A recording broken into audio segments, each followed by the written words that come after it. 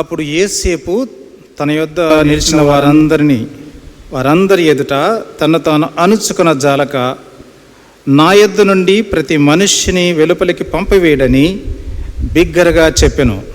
యోసేపు తన సహోదరులకు తన్ను తాను తెలియజేసుకున్నప్పుడు ఎవరునూ అతని యొద్ద నిలిచి ఉండలేదు.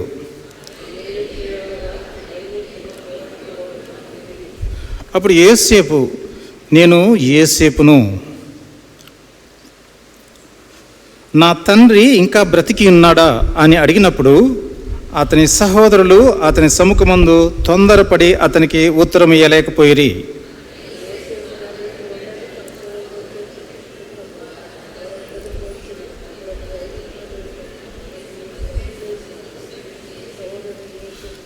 అయినను నేనిక్కడికి వచ్చినట్లు మీరు నన్ను అమ్మివేసినందుకు దుఃఖపడుకుడి, అది మీకు సంతాపము పుట్టింపనీయకుడి. ప్రాణరక్షణ కొరకు దేవుడు మీకు ముందుగా నన్ను పంపించెను.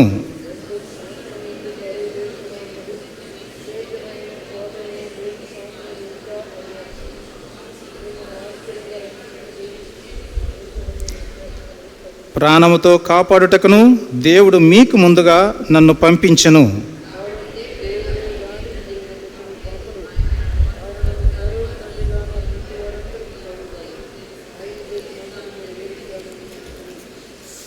చిన్న ప్రార్థన చేసుకున్నామండి.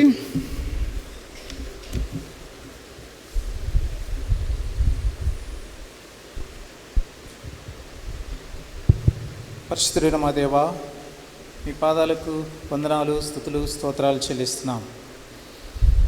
మా దేవా, మమ్మల్ని కూడా మీరు కనికరించి మిమ్మల్ని ఆరాధించడానికి, పూజించడానికి మరి యొక్క ప్రభుదినము మాకు ఇచ్చినందుకై మీకు వందనాలు, స్తోత్రాలు చెల్లిస్తున్నాం. ఉదయకాలంలో ప్రభువా, మీరు మాకు ఏమిగా చేయబడ్డారో మీరు జ్ఞాపకం చేస్తూ వచ్చినందుకై మీకు స్తోత్రాలు, వందనాలు చెల్లిస్తున్నాం. పాప పరిహారార్థ బలిగా మీరు మా కొరకు, నా కొరకు చేయబడ్డారు.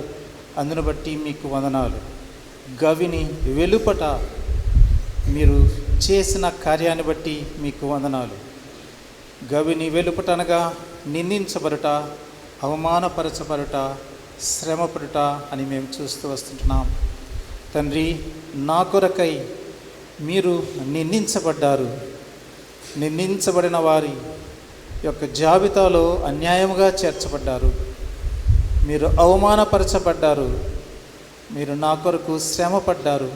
ప్రభువా, మీకు వందనాలు, స్తోత్రాలు చెల్లిస్తున్నాను. ప్రశస్తమైన దేవుడువైన మీరు, సమీపింపరాని తేజస్సులో, అమరత్వంలో ఉండే దేవుడువైన మీరు కేవలము నా యొక్క నిందను, నా యొక్క అవమానాన్ని, నా శ్రమను భరించటానికి ఆ రూపం మీరు దాల్చినందుకై మీకు వందనాలు, స్తోత్రాలు చెల్లిస్తూ ఈ యొక్క మధ్యాహ్న సమయంలో బలను సమీపిస్తున్నాం. కనికరించండి. చదవబడినటువంటి లేఖన భాగాలను మా వినికిడిలో దీవించి యోగ్యముగా చేయవినట్లుగా సహాయం చేయమని, నన్ను, మీ ప్రజలను మీ కృపలో జ్ఞాపకం చేసుకోమని యేసు ప్రభు నామములో స్తుతించి ప్రార్థించి వేడుకుంటున్నాం తండ్రి. ఆమేన్.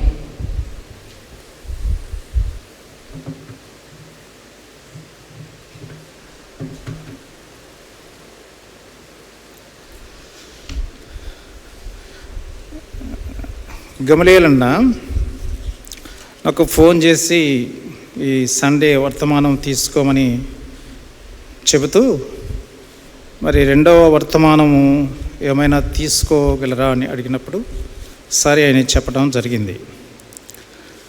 ఆ దినాలలో నేను నా డైలీ మార్నింగ్ పోర్షన్ ఆదికాండము చదువుతూ ఉన్నాను. ఆదికాండములో దాదాపు అయిపోవచ్చింది. ఆ దినాల్లో మరి దేవుడు ఆదికాండములో నేను చదువుతూ వస్తున్నటువంటి ఆ భాగాలలో కొన్ని కుటుంబపరమైనటువంటి విషయాలు నన్ను స్పర్శిస్తూ రావడం అనేది నేను గమనించాను. సరే, ఆ విషయాలు పంచుకోవచ్చు అని నేను ప్రార్థిస్తూ సిద్ధపడుతూ వచ్చాను. ఇప్పుడు చదివినటువంటి 45వ అధ్యాయము 1 నుండి 8 వచనాల్లో ఇది బాగా పరిచయమైనటువంటి ప్యాసేజ్ కనుక అందరికీ ఇది అర్థమై ఉంటుంది అని నేను అనుకుంటున్నాను. యాకోబు కుటుంబం. యాకోబు కుటుంబము అనగా ఇశ్రాయేలీలు. యాకోబు కుమారులు. ఇది నేను ధ్యానిస్తూ ఉంటున్నప్పుడు కుటుంబ జీవితం యొక్క నేపథ్యము ఎలా ఉండాలి, ఎలా ఉండకూడదు అన్న విషయాలు అక్కడ నేను చూస్తూ వచ్చాను. ఈ మధ్యాహ్న కాలంలో మన వ్యక్తిగత కుటుంబ జీవితంలో మన పరిస్థితి ఎలా ఉంది, లేదా సంఘము అనే కుటుంబములో మన జీవితము ఎలా ఉంది, లేదా సమాజము అనగా బయట సమాజము ఒక కుటుంబము అని మనము తలస్తే మన జీవిత విధానము ఎలా ఉంది అని ఈ యొక్క మధ్యాహ్న కాల సమయంలో మనము ధ్యానించుకొని ప్రభు బలలో చేయడానికి ప్రయత్నం చేద్దాం. రండి, 45వ అధ్యాయము 4వ వచనాన్ని మనము అందరం కలిసి చదువుకున్నాం. ఆదికాండము 45వ అధ్యాయము 4వ వచనము అంతటా, యోసేపు నా దగ్గరికి రండని తన సహోదరులతో చెప్పినప్పుడు వారు అతని దగ్గరకు వచ్చిరి. అప్పుడు అతడు ఐగుప్తునకు వెళ్ళినట్లు మీరు అమ్మివేసిన మీ సహోదరుడైన యోసేపును నేనే. ఇక్కడ ఒక క్లుప్త చరిత్ర నేను మీతో పంచుకోవాలని ఇష్టపడుతున్నాను. ఈ సంఘటనకు ముందు యోసేపు అన్నలు లేదా యాకోబు కుమారులు 10 మంది కుమారులు కూడా వారు పొలంలో కాపరత్వం చేయడానికి, గొర్రెలను కాయడానికి వెళ్ళినప్పుడు యోసేపును తన తండ్రి అయిన యాకోబు వారికి ఆహార పదార్థాలు పంపించడం అనేది జరుగుతుంది. అయితే ఆ ఆహార పదార్థాలు తీసుకున్నటువంటి యోసేపును ఆ అన్నలు చాలా వేదనకు గురి చేసి ఆ యోసేపును ఒక గుంటలో వేసి, ఆ గుంటలో వేయబడిన యోసేపును తిరిగి ఆ ఇష్మాయేలీలకు ఐగుప్తు దేశానికి అమ్మివేయడము జరుగుతుంది. చివరికి యోసేపు వస్త్రాలు కూడా లేకుండా ఐగుప్తుకు వెళ్ళవలసి వస్తుంది. యోసేపు బానిస బ్రతుకు జీవించాల్సి వస్తుంది. పోతీఫర్ అనే ఒక అధికారి ఇంట్లో చేయరాని కార్యానికి జైలు శిక్ష అనుభవించవలసి వస్తుంది. ఆ తదుపరి అతను ఫరో అంతటి వాడుగా హెచ్చింపబడడం అనేది జరుగుతుంది. అయితే ఆ ఐగుప్తు దేశంలో భయంకరమైన కరువుకు యోసేపు ఒక ఆలోచనతోటి ధాన్యమంతా సమకూర్చబడినటువంటి సమయంలో కనానులో ఉన్నటువంటి యాకోబు కుమారులు వారు కరువును అనుభవిస్తున్న సమయం. ఆ కరువు అనుభవిస్తున్న సమయంలో యాకోబు తన కుమారులైన 10 మందికి చెబుతాడు, మీరు ఐగుప్తులో ధాన్యం ఉంది, ఐగుప్తుకు వెళ్ళి మీరు ధాన్యం తీసుకొని రండి, మన ప్రాణాలు బ్రతుకున్నట్లు అని. వీరు ఐగుప్తుకు వెళ్ళినప్పుడు ఐగుప్తులో ధాన్యం ఇచ్చే ఆ వ్యక్తి ఎవరు అనగా యోసేపే. యోసేపు తన అన్నలను ఆయా దేశాల నుండి వచ్చి ధాన్యము తీసుకుపోతున్న వారిలో భాగంగా కనాను దేశం నుండి కూడా వచ్చినటువంటి ఈ అన్నలను యోసేపు గుర్తుపడతాడు. అన్నలు మాత్రము యోసేపును గుర్తుపట్టరు. కనుక యోసేపు ఎలాగైనా సరే తన అన్నల పొందు లేదా తన తండ్రి పొందాలనే ఉద్దేశంతో వారిని రకరకాలైనటువంటి పరీక్షలతోటి ఆ యొక్క ఆ ధాన్యం ఇచ్చే సందర్భంలో వారిని ఆయా రకాలుగా ఇబ్బంది పెట్టినట్లుగా మనము చూస్తాం. చివరికి యోసేపు ఉండలేక పట్టలేక తన అన్నలందరినీ కూడా ఒక గదిలోనికి పిలిచి ఐగుప్తులందరినీ కూడా బయటికి వెళ్ళిపోమని చెప్పి తన అన్నలతో తన్ను తాను పరిచయం చేసుకుంటున్న సందర్భమే ఇప్పుడు మనం చదివినటువంటి సందర్భం. ప్రియమైనటువంటి వారలారా, ఈ సందర్భంలో మొట్టమొదటిగా కుటుంబ వ్యవస్థలో మనము గమనించవలసినటువంటి మొట్టమొదటి అంశము ఏమిటనగా,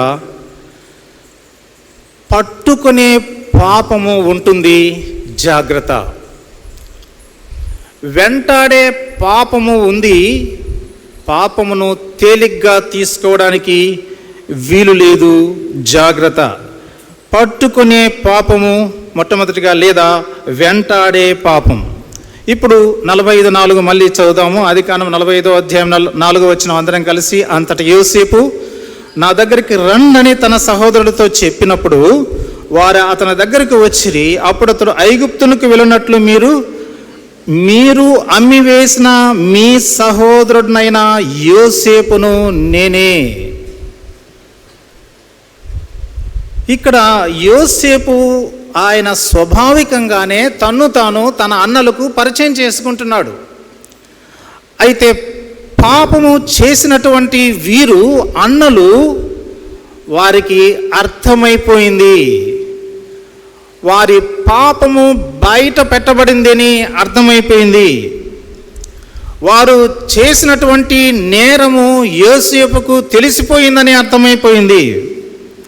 అందుకని వారి వైపు నుండి పాపము బయటపడింది అన్న ఆలోచనతోటి వారు నిశ్చేష్టులైపోయారు. ఈ మధ్యాహ్నకాల సమయంలో వారు చేసినటువంటి పాపం విషయంలో దాదాపు ఈ సందర్భానికి వచ్చేటప్పటికి 20 సంవత్సరాలు దాటిపోయింది. 20 సంవత్సరాలు దాటిపోయిన దాన్ని ఎవరూ కూడా ఆ పాపం వెంటాడుతుంది అని తలంచరు, అని ఊహించరు. సరే, కనానులో ఉంటే ఆ పాపము ఒకవేళ కనిపిస్తుందేమో, ఎవరైనా బయట పెడతారేమో అనుకుంటే, అలా కాదు. ఐగుప్తుకు వచ్చారు వీరు. ఐగుప్తులో దేశం కాని దేశంలో ఈ పాపం బయటపడింది. ఈ పాపం వెంటాడుతూ వచ్చింది. వారిని బంధించి వారు చేసిన పాపాన్ని అక్కడ వెల్లడి చేయబడినట్లుగా మనం చూస్తూ వస్తుంటున్నాం. అందుకని మనం ఇక్కడ గమనించినట్లయితే 3వ వచనంలో, 45వ అధ్యాయం 3వ వచనము చూడండి. 3వ అధ్యాయం, అప్పుడు యోసేపు, నేను యోసేపును, నా తండ్రి ఇంకా బ్రతికి ఉన్నాడా అని అడిగినప్పుడు అతని సహోదరులు అతని సముఖముందు తొందరపడి అతనికి ఉత్తరము ఇయ్యలేకపోయిరి. వారు ఏమి మాట్లాడాలన్నా అర్థం కాలేదు. ఎప్పుడో చేసినటువంటి పాపము, మరిచిపోయిన పాపము, మూయబడిన పాపము, దాచబడిన పాపము, తమకు తప్ప మూడవ వ్యక్తికి, మూడవ కన్నుకు తెలియకుండా చేసిన పాపము, ఈవెన్ తండ్రికి కూడా తెలియకుండా చేసిన పాపము ఇప్పుడు బయలుపరచబడినట్లుగా మనం చూస్తుంటున్నాం. వారి యొక్క ఆలోచన ధోరణి, పాపం పట్ల వారికి ఉన్నటువంటి తేలికపాటి వారి క్యాలిక్యులేషన్ అంతా కూడా మరి తేట తెల్లమైనట్లుగా మనం చూస్తుంటున్నాం. చూడండి, అందుకని సంఖ్యాకాండము 32వ అధ్యాయము 23వ వచనంలో మనం చూస్తాం. 32:23 వచనము, మీరు అట్లు చేయనెడలా యెహోవా దృష్టికి పాపం చేసిన వారు అగుదురు కనుక మీ పాపము మిమ్మును పట్టుకొనును అని తెలుసుకొనుడి. ఈ మధ్యాహ్నకాల సమయంలో మన యొక్క జీవిత విధానములో, మన కుటుంబ వ్యవస్థలో, మన కుటుంబంలోని వ్యక్తులకు వ్యతిరేకమైన రీతిలో ఏ పొరపాట్లు చేస్తున్నాం, ఏ పొరపాట్లు చేస్తూ అది మాసిపోయిందని, అది మరిచిపోయిందని, అది మూయబడిందనే ఆలోచనలో మనం ఉంటున్నాం. దాచిన పాపము బయటపడింది. వారికి అకస్మాత్తుగా యోసేపు చెప్పినప్పుడు ఒక పిడుగు లాంటి వార్త వారికి అనిపించింది. ప్రియమైనటువంటి వారలారా, వారు ముఖ్యంగా ఆ కుటుంబంలో వారు చేసిన పాపము అపోస్తల కార్యాలు 7వ అధ్యాయము 9వ వచనంలో మనం చూస్తే మత్సరపడ్డారు. కుటుంబ వ్యవస్థలో మత్సరము అనేది ఉండకూడదు. చదవండి, అపోస్తల కార్యాలు 7వ అధ్యాయం 9వ వచనం. ఆ గోత్రకర్తలు మత్సరపడి ఆ యోసేపును ఐగుప్తులోనికి చాలండి. ఆ గోత్రకర్తలు యోసేపు మీద మత్సరపడ్డారు, యోసేపును ద్వేషించారు, యోసేపు మీద పగబట్టారు. చూడండి, ఆదికాండము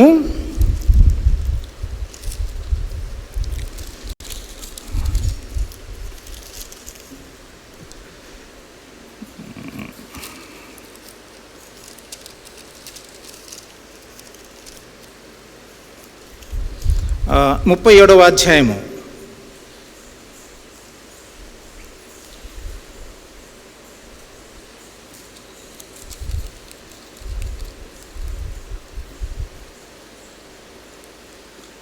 నాలుగవ వచనం చదవండి. 37వ అధ్యాయము. అతని సహోదరులు తమ తండ్రి అతనిని తమ అందరికంటే ఎక్కువగా ప్రేమించడం చూచినప్పుడు వారు అతని మీద పగబట్టి అతనిని క్షేమ సమాచారమైనను అడగలేకపోయిరి.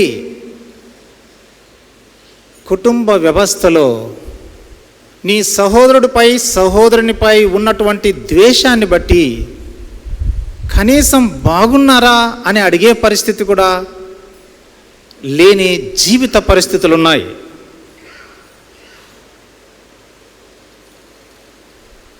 పగబట్టి 5వ వచనంలో కూడా మనం చూస్తాం. 5వ వచనంలో యోసేపు ఒక కలకని తన సహోదరుతో అది తెలియజెప్పగా వారు అతని మీద మరీ పగబట్టిరి.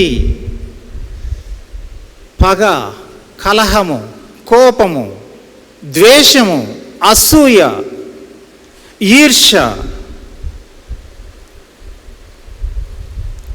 కుటుంబ వ్యవస్థలో అది పాపముగా చూపబడుతుంది.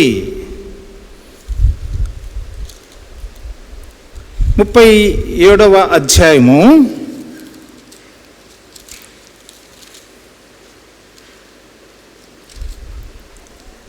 42వ అధ్యాయము 20వ వచనం చదవండి.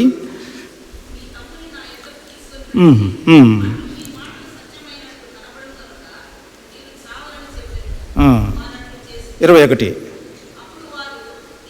అప్పుడు వారు నిశ్చయముగా మన సహోదరుని ఎడల మనము చేసిన అపరాధమునకు శిక్ష పొందుచున్నాము.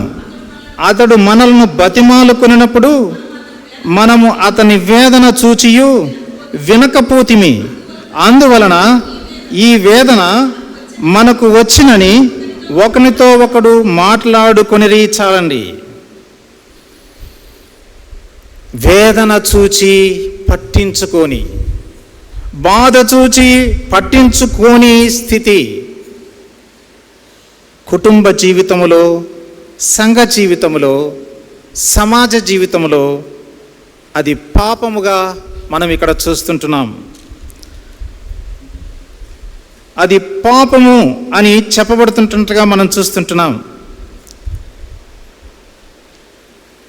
ఒకవేళ అది చిన్నదే కావచ్చు, నీవు చేసిన దాన్ని బట్టి నీ కుటుంబంలో కొరత తేవద్దు. ఈ బ్రదర్స్ చేసిన దాన్ని బట్టి యాకోబు కుమారుడు లేనివాడయ్యాడు. ఆ కుటుంబంలో ఒక వ్యక్తిని కోల్పోయిన వారయ్యారు, ఒక వ్యక్తికి దూరమైన వారయ్యారు. కొరతను సృష్టించిన వారు, తండ్రికి బాధను కలగచేసిన వారు, వేదనకు గురి చేసిన వారు కుటుంబాల్లో ఉన్నారా? ఈ దినాల్లో తల్లిదండ్రులు చెప్పే మాటను పెడచెవిని పెడుతున్నటువంటి వారు చాలామంది ఉన్నారు. తల్లిదండ్రులకు వేదనను, దుఃఖాన్ని మిగిల్చేవారు చాలామంది ఉంటున్నారు.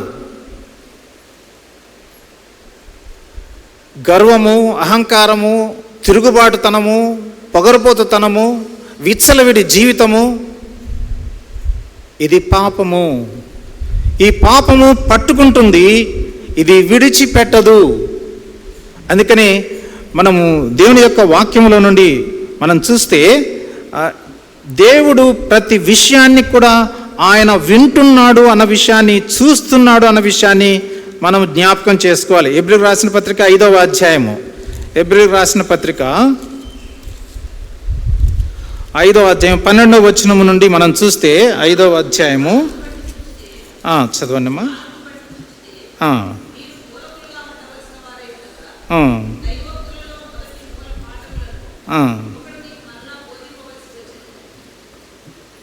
చదవండి.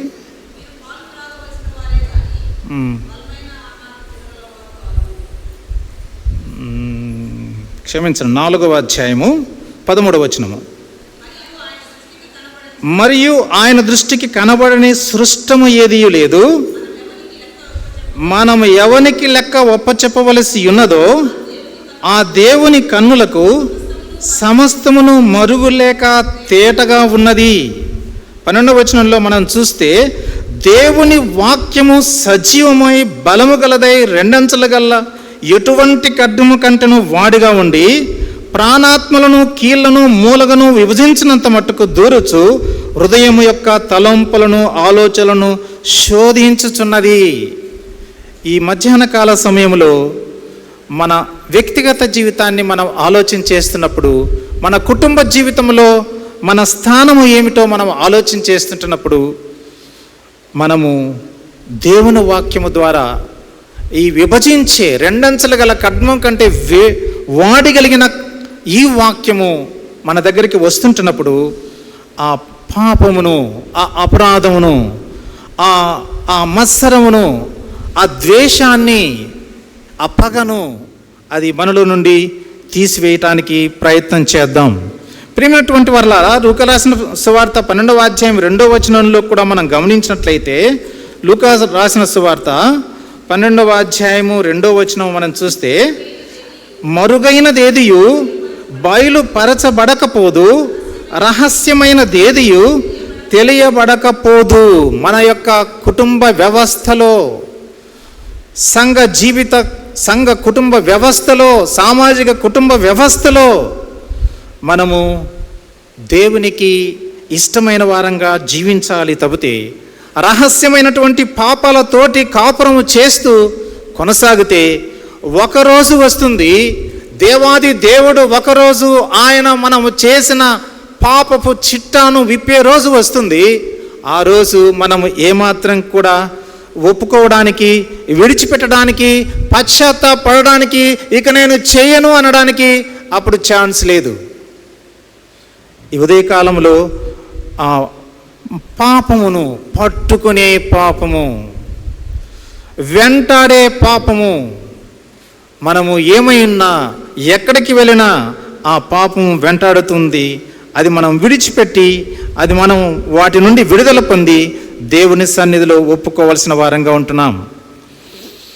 మన కుటుంబ వ్యవస్థకు మనము యోగ్యులంగా, లాభదాయకంగా ఉండాలే తప్పితే దుఃఖానికి, బాధకు కారకులం కాకూడదు అనేది మొదటిగా మనం చూస్తుంటున్నాం.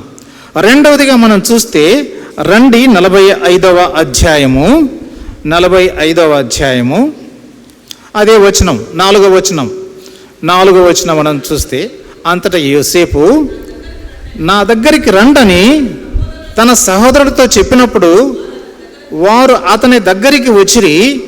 అప్పుడు అతడు, ఐగుప్తునకు వెళ్ళినట్లు మీరు అమ్మి వేసిన మీ సహోదరుడైన యోసేపును నేనే. రెండవదిగా మనం గమనించినట్లయితే, అమ్మిన దాన్ని మనము పొందుకోవాలి. అమ్మి వేసిన దానిని మనము పొందుకోవలసిన వారంగా ఉంటున్నాం. ఇక్కడ అంటున్నారు వారు, తన సహోదరులు అంటున్నాడు యోసేపు, అయ్యా నేను ఎవరిని అనుకున్నారు? ఆ పొలంలో మీ దగ్గరికి ఆహారం తీసుకొని వచ్చినప్పుడు నన్ను ఆ గుంటలో వేశారు. ఆ గుంటలో నుండి తీసి ఇష్మాయేలీయులు ఐగుప్తుకు వెళుతూ ఉంటే వారికి అమ్మి వేశారు కదా. ఆ అమ్మి వేయబడినటువంటి యోసేపును నేను, మీరు అమ్మి వేసినటువంటి యోసేపును నేను. మీరు నన్ను అమ్మి వేశారు. 20 వెండి తులములకు మీరు నన్ను అమ్మి వేశారు. ఎందుకు అమ్మి వేశారు? ఈ యోసేపు కలగని వారందరితో అన్నాడు, అన్నలారా వినండి, నాకు కల వచ్చింది రాత్రి. మీరందరూ నాకు సాగిలపడ్డారు. మీరే కాదు, అమ్మ నాన్న కూడా నాకు సాగిలపడ్డారు. అది కలభావం అని చెప్పాడు. వారికి అప్పటి నుండి ఆ యోసేపు మీద పగ, కలహము. ఏంట్రా నీకేంటి మేము సాగిలపడేది? ఏం మాట్లాడుతున్నావు? వాళ్ళ తల్లిదండ్రులు యాకోబు కూడా గద్దించాడు, యోసేపు ఏంటి నువ్వు చెప్పేది, అలా మాట్లాడకు. కనుకనే వారు యోసేపును వారి మధ్య నుండి తొలగించుకోవాలనుకున్నారు. ఒకవేళ యోసేపు చెప్పినట్లుగా మాకు అధికారి అవుతాడేమో, మాకు మించిన వాడవుతాడేమో, మేము వానికి లొంగిపోవలసి వస్తుందేమో, వాడు మాకంటే హెచ్చైన స్థితిలో ఉంటాడేమో, వానికి మేము లోబడవలసి వస్తుందేమో, దాసులం కావాల్సి వస్తుందేమో, జలసీ పుట్టింది. కాబట్టి వాణ్ణి లేపేయాలి. అది వారి ప్రణాళిక అయి ఉంటున్నట్లుగా మనం చూస్తుంటున్నాం. అందుకని వారు ఆ 37వ అధ్యాయంలో మనం గమనించినట్లయితే ఫస్ట్ వారు అసలు లేపేయాలనే చూశారు, చంపివేయాలనే చూశారు. వారిలో వారికి భేదాభిప్రాయాలు రావడం ద్వారా చంపడం వద్దు, గుంటలో వేద్దాము, గుంటలో వద్దు అమ్మి వేద్దాము, ఇలా వాటి ద్వారా అతను ఐగుప్తుకు వెళ్ళవలసి వచ్చింది. అమ్మి వేసినటువంటి విధానాన్ని మనం చూస్తుంటున్నాం. వారి అహానికి, వారి ఔన్నత్యానికి, వారి ఇష్టము వచ్చినట్లుగా జీవించడానికి, వారికి మించిన వారు ఇంకా ఎవరు ఉండకూడదు అనేదానికి యోసేపును అమ్మి వేసినట్లుగా మనం ఇక్కడ చూస్తుంటున్నాం. ప్రియమైనటువంటి వారలారా, అందుకనే మనం యొక్క దేవుని వాక్యంలో మనం చూస్తూ వస్తుంటున్నాం. అపోస్తల కార్యాలు 7వ అధ్యాయం 9వ వచనంలో మనం అక్కడ చూస్తూ వచ్చాం. వారి మత్సరమే వారి మీద ఉన్నటువంటి అతనిని అమ్మి వేయడానికి కారణంగా మనం చూస్తుంటున్నాం. 20 తులముల వెండికి వారు అమ్మివేసి యోసేపు యొక్క అధికారాన్ని, యోసేపు యొక్క లీడర్షిప్ను వారు కాదనుకుంటున్నట్లుగా ఇక్కడ మనం గమనించవచ్చు. అయితే ఎవరైతే అమ్మివేశారో బైబిల్ గ్రంథంలో వారు ఎవరూ కూడా బాగుపడినట్లుగా మనము లేఖనాల్లో మనము గమనించవచ్చు. యూదా ఇస్కరియోతు అనే ఒక వ్యక్తి ప్రభువైన యేసుక్రీస్తును అమ్మి అతను బాగుపడాలనుకొని అతను చనిపోయినట్లుగా మనం చూస్తుంటున్నాం. దేవుని వాక్యము అది ఎంతో జీవగలిగినటువంటి వాక్యంగా మనం చూస్తుంటున్నాం. ప్రభువైన యేసుక్రీస్తు ఆయన జీవగలిగినటువంటి వాడు. ఆ జీవముగల యేసుక్రీస్తును మనం ఎలా ఆస్వాదిస్తున్నాం? మన ఆత్మీయ జీవితంలో ఒక జేబులో వస్తువులాగా మన హృదయంలో ఉన్న ప్రభువైన యేసుక్రీస్తును మనము ఏ ఇచ్చ నెరవేర్చుకోవడానికో ఆ ఇచ్చ కోసం మనం అమ్మివేస్తున్నామా? ఏదో ఒక జేబులో వస్తువులాగా మన హృదయంలో ఉన్నటువంటి ప్రభువైన యేసుక్రీస్తును మన యొక్క కోరికలు నెరవేర్చుకోవడానికి అమ్ముతున్నామా? మన యొక్క స్వార్థం కొరకు అమ్మివేస్తున్నామా? మన యొక్క అహం కొరకు, మన అధికారం కొరకు, మన సంపద కొరకు, మన ఉద్యోగం కొరకు, మన చదువుల కొరకు, మన వివాహాల కొరకు యేసుక్రీస్తు ప్రభు అడ్డుగా ఉన్నాడా? యేసుక్రీస్తు ప్రభువును మనము మన స్వార్థ జీవితానికి, తిరుగుబాటు జీవితానికి, అక్రమ సంపాదనకు యేసుక్రీస్తు ప్రభువును ఒక జేబులో వస్తువులాగా, హృదయంలో ఉన్న ఆయన్ను వాటికి అమ్మివేసి మనము జీవిస్తున్నామా? ఈ ఉదయకాలంలో మనము పరీక్షించుకోవాల్సిన వారంగా ఉంటున్నాం. యోసేపును వారు అమ్మివేసి వారు సుఖపడింది ఏమీ లేదు. మన జీవితంలో మన ప్రభువైన యేసుక్రీస్తును ఆయా రకాలైనటువంటి ఆ పరిస్థితులకు మనము నిలబడలేక కొట్టుకొని పోతూ మన యొక్క రక్షణ, మన విశ్వాసము, మన నీతిని, దేవుడు మనకిచ్చినటువంటి సమస్తమైన ఆత్మీయ ఈవులను మనం అమ్ముకుంటున్న వారంగా ఉంటున్నామా? ఈ మధ్యాహ్న కాల సమయంలో జ్ఞాపకం చేసుకోవాల్సిన వారంగా ఉంటున్నాం. ఏ విషయాల్లో మనం అమ్ముకుంటున్నాం? ప్రియమైనటువంటి వారలారా, ఇక్కడ మనం గమనిస్తే ఎవరినైతే అమ్మారో ఆ యోసేపే వారికి పోషకుడయ్యాడు. వారు ఎవరిని అమ్మారు అనంటే తమ పోషకుని అమ్మారు. తిరిగి ఆ పోషకుడి దగ్గరికి వారు రావలసి వచ్చింది. భ్రమలో జీవిస్తున్నటువంటి ఈనాటి విశ్వాసులు, క్రైస్తవులు, ఎవరు సృష్టికర్తో, ఎవరు ప్రాణదాతో, ఎవరు రక్షకుడో, ఎవరు పోషకుడో ఈ లోకంలో ఉన్న విచ్చలవిడి జీవితానికి అలవాటు పడి ఏది అడ్డు మనం కావాలనుకుంటే ప్రభువును తొలగించుకుంటూ అమ్మివేస్తుంటున్న పరిస్థితులు ఉన్నాయి. వాటి నుండి మనము బయటపడవలసిన వారంగా ఉంటున్నాం. వేటిని అమ్మివేస్తున్నామో ఈ మధ్యాహ్న కాల సమయంలో పరీక్షించుకోవాల్సిన వారంగా ఉంటున్నాం. మూడవది రండి, ఇదే ఆదికాండం 45:4 45:4 అంతటా యోసేపు నా దగ్గరికి రండని తన సహోదరులతో చెప్పినప్పుడు వారు అతని దగ్గరికి వచ్చిరి. అప్పుడు అతడు ఐగుప్తునకు వెళ్ళినట్లు మీరు అమ్మివేసిన మీ సహోదరుడైన యోసేపును నేనే. పట్టుకునే పాపం అది మన జీవితంలో ఉంటే కుటుంబానికి శ్రేష్టం కాదు. ఆ పాపమును విడిచిపెట్టవలసిన వారంగా ఉంటున్నాం.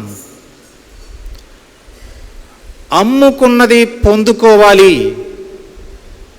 మన జీవితంలో మనము వేటికైతే ప్రభు అయిన యేసుక్రీస్తును అమ్ముకున్నామో ఆ యేసుక్రీస్తు ప్రభువును తిరిగి మనము పొందుకోవాలి. ఏ యోసేపునైతే అమ్ముకున్నారో ఆ యోసేపును వారు పొందుకున్నారు. మనము యేసు ప్రభును అమ్ముకుని మనము ఈ లోకములో జీవించలేము. మన హృదయములో యేసు ప్రభువు లేకుండా మనము ఈ లోకములో జీవించలేము. అందుకని అమ్మినది పొందుకోవలసిన వారంగా ఉంటున్నాం. మూడవది సమీపించని సమీప జీవితం. సమీపించని సమీప జీవితం ఈ 4వ వచనంలోనే మనం చూస్తుంటున్నాం. యోసేపు అంటున్నాడు అన్నలతో, నా దగ్గరికి రండి అని. వీళ్ళు అసలు ఎక్కడున్నారు? ఒక గదిలో ఉన్నారు. వీరంతా ఒకే చోట ఉన్నారు, దగ్గరనే ఉన్నారు. వారు అయితే యోసేపు అంటున్నాడు వాళ్ళను, మీరు నా దగ్గరికి రండి. యోసేపుతో వారు ఫిజికల్గా ఉన్నారు, కానీ వారి యొక్క మనస్సుల్లో, వారి యొక్క ఆలోచనలలో వారు దూరముగా ఉన్నారు. యోసేపుతో ఐక్యము చేసుకోలేకపోతున్నారు. యోసేపుతో మానసికంగా కలవలేకపోతున్నారు. వారు నిశ్చేష్టులై ఉన్నారు. వారి ఏమీ కూడా మైండ్ పనిచేయటం లేదు. అందుకని వారు బాడీ అక్కడ ఉంది, కానీ వారు యోసేపుతో వారు లీనమై ఉండటం లేదు. వారు సమీపించినట్లుగా సమీపంగా ఉన్నారు, కానీ యోసేపుకు సమీపముగా లేరు. వారు ఫిజికల్గా యోసేపు దగ్గర ఉన్నారు, కానీ వారు మానసికంగా వారు ఎక్కడో ఉన్నారు. కారణం ఏమిటనగా వారి పాపమే వారికి అడ్డు వచ్చింది. యోసేపుతో మానసికంగా, యోసేపుతో దగ్గరగా వారు ఉండలేకపోవడానికి కారణం ఏమిటనగా వారు చేసిన పాపమే. యోసేపుకు ఆ పొలములో చేసిన పాపం వారికి గుర్తు వచ్చింది. వారు దగ్గర కాలేకపోతున్నారు. అందుకని సమీపించని సమీప జీవితము అని ఇక్కడ నేను ఆలోచన చేస్తూ పేరు పెట్టుకున్నాను. కనుక ప్రియమైనటువంటి వారలారా, మనము గమనించినట్లయితే ఈ అనుభవాలే మన యొక్క వ్యక్తిగత కుటుంబ జీవితాల్లో ఉన్నాయేమో మనము ఆలోచన చేసుకోవాలి. మన దేహాలు దేవుని మందిరములో ఉంటున్నాయి, కానీ మన అంతరంగ జీవితము ప్రభువైన క్రీస్తుతో మిళితమైందా? మన అంతరంగ జీవితము, ఆధ్యాత్మిక జీవితము, ఆత్మీయ జీవితము దూరముగా ఉందా?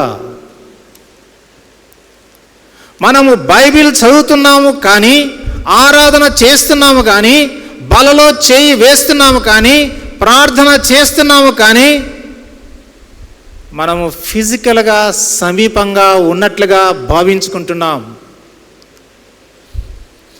మన ఆధ్యాత్మికంగా క్రీస్తుకు సమీపంగా లేవు అన్న విషయాన్ని ఈ సందర్భంలో మనం జ్ఞాపకం చేసుకోవాల్సిన వారంగా ఉంటున్నాం. ఈ మధ్యాహ్నం వేళ ఎవరు ఈ స్థితిలో ఇక్కడ ఉన్నారు? ఎవరు ఫిజికల్గా నేను ఇవన్నీ చేస్తున్నాను కాబట్టి నేను దగ్గర ఉన్నాను అనే భావనలో ఉంటూ క్రీస్తుకు దూరముగా జీవిస్తున్న జీవితము, సమీపించని జీవితము, క్రీస్తుతో ఐక్యము కాని జీవితము, ఐక్యపరచుకోని జీవితము, ఆ జీవితమే కాదు.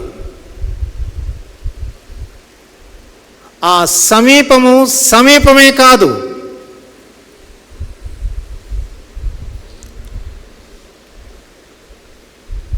వారు యోసేపును అమ్మివేసిన దాన్ని బట్టి వారు సమీపించలేకపోయినట్లుగా వారు ఆ జీవితాన్ని అలాగే గడుపుతూ వస్తూ ఉన్నారు.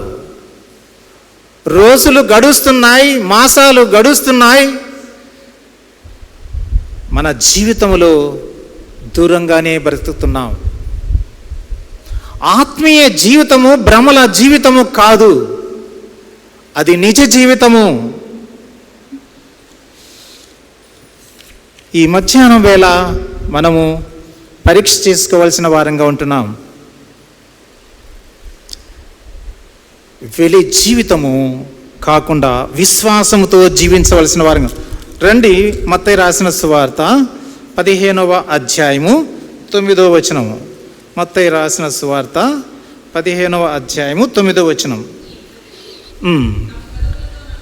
ఈ ప్రజలు తమ పెదవులతో నన్ను గణపరచుతురు, కానీ వారి హృదయము నాకు దూరముగా ఉన్నది. మనుష్యులు కల్పించిన పద్ధతులు దైవోపదేశములని బోధించుచు. ఇక్కడ మనము గమనించవలసిన విషయం ఏమిటనగా, పెదవులతో గణపరుస్తున్నారు, హృదయము దూరముగా ఉంది. వ్యర్థముగా ఆరాధిస్తున్నారు. సమీపము కానిది అంతా కూడా వ్యర్థమే. అది ఇక్కడ మనం చూస్తుంటున్నాం. పెదవులతో చేసేది అంతా వ్యర్థమే.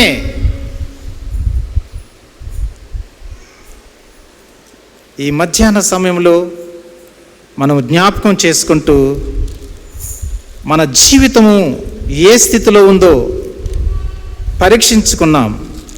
హెజ్కేలు గ్రంథంలో కూడా ప్రవక్తతో దేవుడు అంటున్నాడు.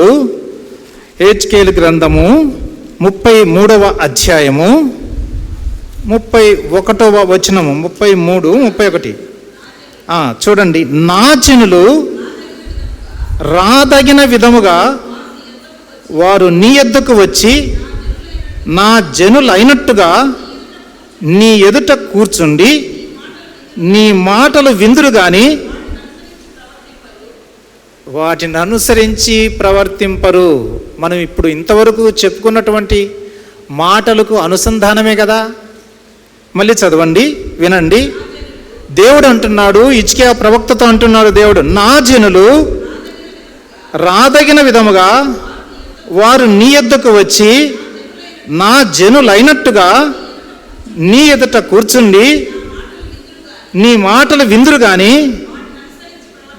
వారిని అనుసరించి ప్రవర్తింపరు. చదవండి మిగిలిన భాగము. వారి నోటితో ఎంతో ప్రేమ కనపరుచుదురు గాని వారి హృదయము లాభమును అపేక్షించుచున్నది. మన స్థితి ఎలా ఉందో మనం పరీక్షించుకోవాల్సిన వారంగా ఉంటున్నాం. ప్రియమైనటువంటి వారులారా, ఈ మధ్యాహ్న కాల సమయంలో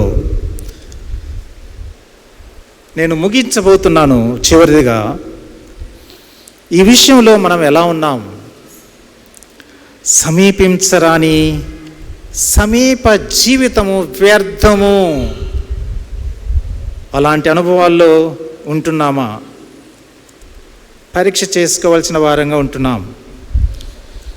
ఆయనను ఆత్మతో సత్యముతో ఆరాధించే అనుభవములు, ఐక్యపరుచుకుంటూ ఉండే అనుభవములు మనం ఉండవలసిన వారంగా ఉంటున్నాం. చివరిగా ఆదికాండము 45వ అధ్యాయము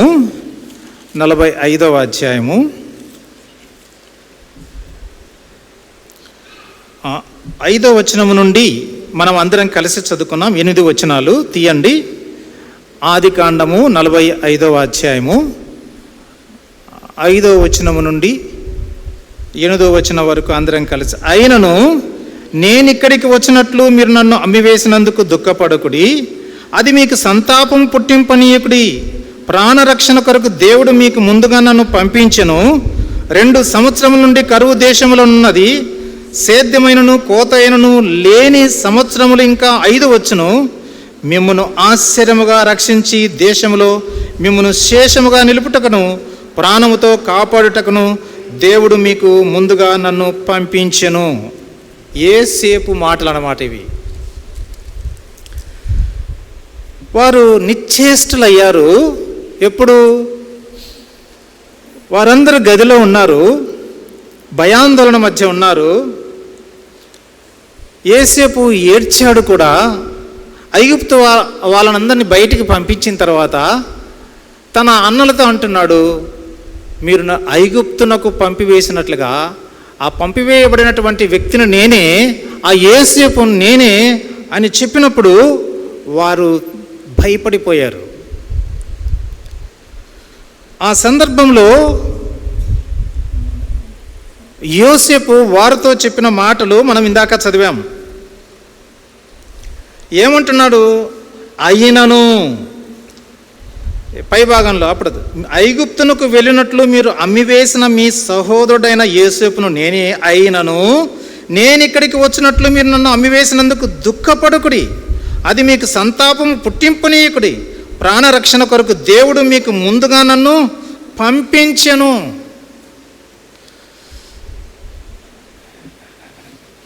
యేసేపు ఎలా అన్నాడండి ఆ మాటలు? అసలు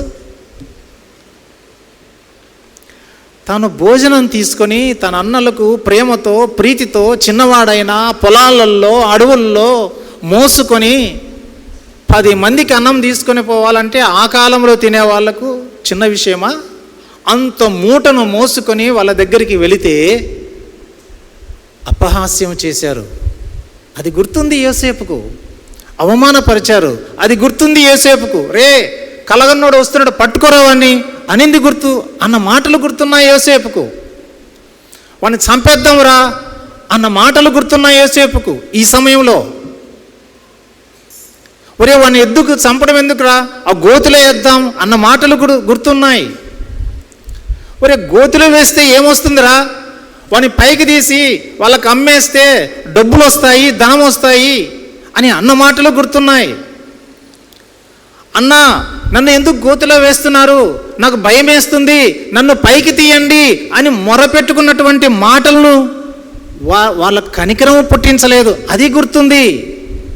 తను ఇష్మాయేలీలు వారకు ఐగుప్తుకు యోసేపును అమ్మివేసి వారు తీసుకుని వెళ్తుంటే యోసేపు కేకలు వేసి ఏడ్చి సందర్భం తనకు గుర్తుంది. అన్నలారా అని పిలిచిన సందర్భం ఉంది. ఒక్కొక్కరి పేరు, ఓ షిమ్యోన్ అన్నా, ఓ రూబేన్ అన్నా, ఓ యూదా అన్నా, నువ్వైనా కనికరించు అని ఓ గొగ్గోలు పెట్టి ఏడ్చిన సందర్భము గుర్తుంది. వారికి దయ పుట్టించలేదు, వారికి కనికరము పుట్టించలేదు. అమ్మివేశారు, ఎంతో నిర్దాక్షిణంగా అమ్మివేశారు. అదంతా తనకు ఆ మైండ్లో తిరుగుతూ ఉంది. ఆ సందర్భంలో వారితో అంటున్నాడు, ఈ మాటలన్నీ వారితో పలుకుతూ ఉంటున్నాడు.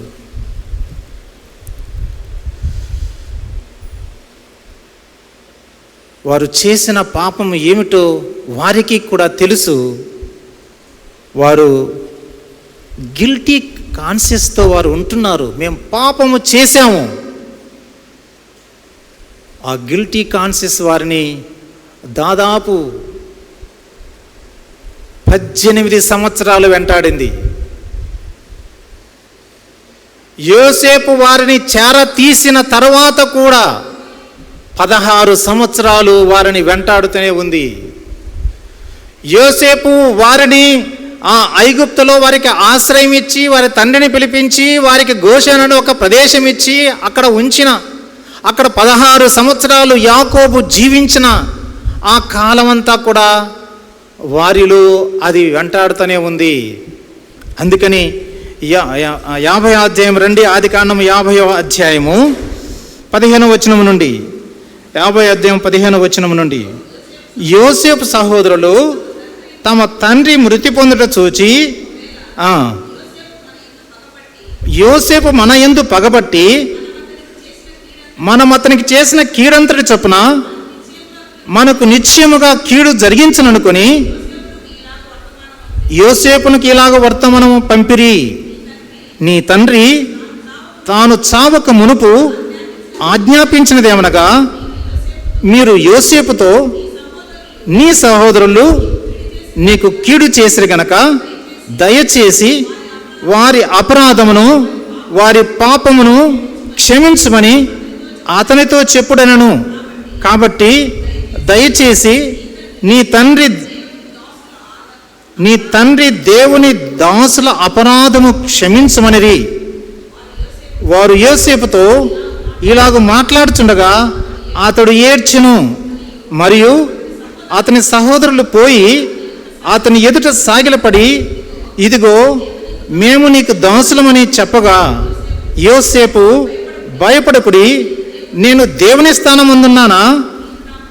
మీరు నాకు కీడు చేయనుద్దేశించరు కానీ నేటి దినమున జరుగుతున్నట్లు, అనగా బహు ప్రజలను బ్రతికించినట్లుగా అది మేలుకే దేవుడు ఉద్దేశించెను. చాలండి. చివరిగా నేను చెప్పదలుచుకుంది ఏమిటనగా, యోసేపు తన జీవితములోకి వచ్చిన ప్రతికూల పరిస్థితులను దేవునిలో సానుకూలంగా చూశాడు. అది 4వది.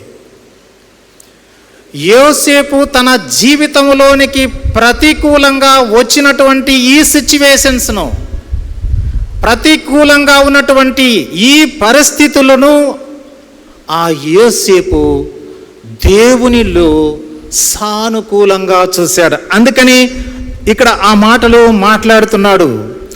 తనకు తన అన్నలు చేసినటువంటి హాని, తన అన్నలు చేసినటువంటి ద్రోహము, తన అన్నలు చేసినటువంటి అపరాధము, తన అన్నలు చేసినటువంటి పాపము తన కంటికి కనిపించలేదు.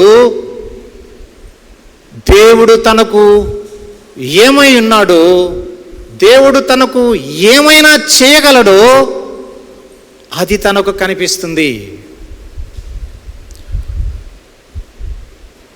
మన యొక్క జీవితాల్లో కూడా, మన కుటుంబ వ్యవస్థలో, మన సంఘ కుటుంబ వ్యవస్థలో, సామాజిక కుటుంబ వ్యవస్థలో ఈ దృక్పథాన్ని మనం కలిగి ఉన్నట్లయితే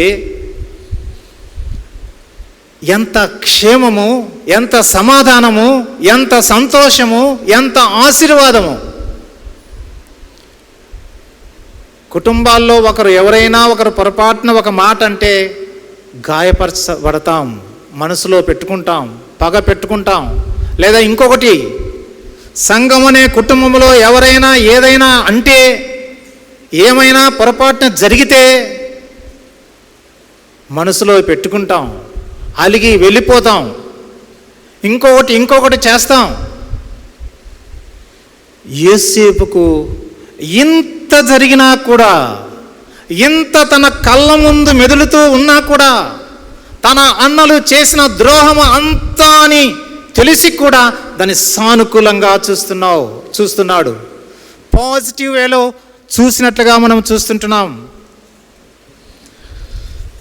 ఈ మధ్యాహ్నం వేళ అలాంటి దృక్పథం కలిగినటువంటి, మనస్సు కలిగినటువంటి విశ్వాసులు కావాలని దేవుడు కోరుకుంటున్నాడు. యోసేపు అనుకున్నాడు, నా శ్రమలే, నా బాధలే, నా వేదనలే, నా కష్టాలే నా అన్నలను పోషిస్తుంది. నేను శ్రమ పడకపోతే, నేను ఈ బాధ పడకపోతే అన్నలకు వారి ప్రాణాలు బ్రతికించడానికి వీలు కాదు, వారికి క్షేమము కాదు. లోకంలో ఉన్న ప్రజలు బ్రతికించబడాలి అని అంటే నేను శ్రమల గుండా పోవాల్సిందే. అందుకని మనం ఆదికాండం 50 అధ్యాయంలో మనం చూస్తూ వచ్చాం. 21వ వచనంలో చూస్తే, కాబట్టి భయపడకుడి, మిమ్మును మీ పిల్లలను పోషించదని చెప్పి వారిని ఆదరించి ప్రీతిగా మాట్లాడి 20వ వచనం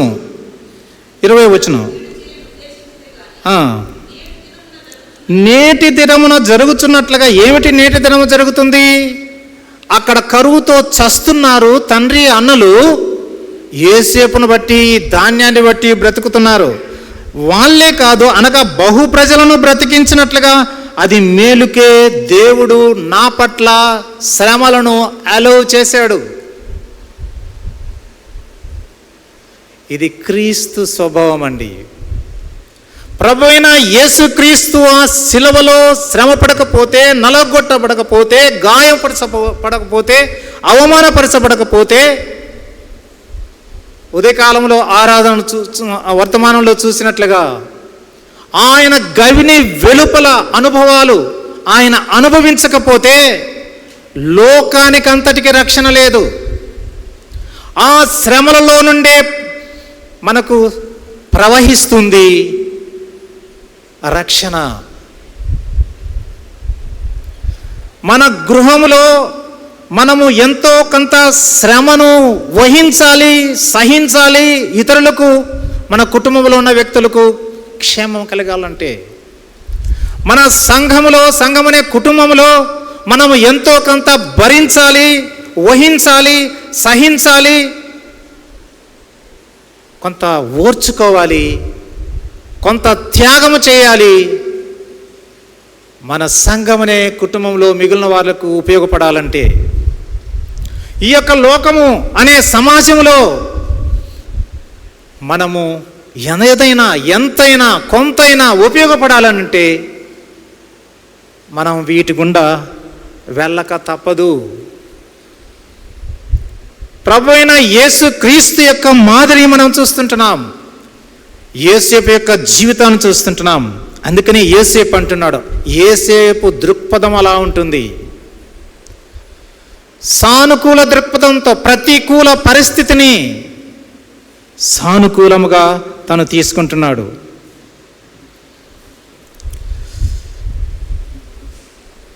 అందుకనే అపోస్తలుడైన పౌలు కొరింథీయులకు రాసిన 2వ పత్రిక 5వ అధ్యాయం 6వ వచనంలో వెలుచూపు వలన కాక విశ్వాసము వలన మనము జీవించాలి అని అంటాడు.